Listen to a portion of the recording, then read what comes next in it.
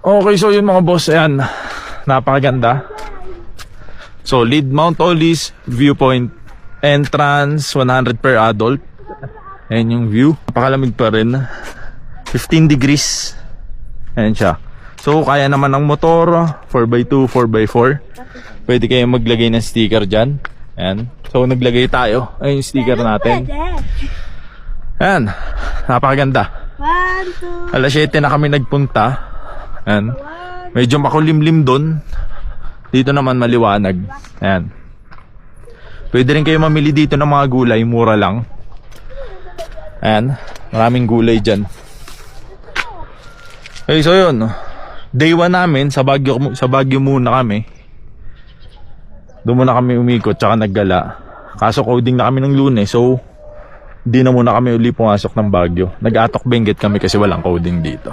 Alright, so from Baguio, papuntang Atok, 1.5 to 2 hours yung biyahe. Alright. Empty. The only thing I can see is my own silhouette. I'm getting stronger, step by step. The clock is ticking, but there's no time for regrets. I've been flying from town to town, from London to Taiwan. I've been all around the globe trying to protect your soul. We are heroes tonight. We will fly above the sky. We are heroes tonight. Yeah. We are heroes tonight. We will fly above the sky. We are heroes tonight. Napaka-solid mga bossing. Ayan yung ulap. Ayan. Galas 8 pa lang. Maulap pa naman.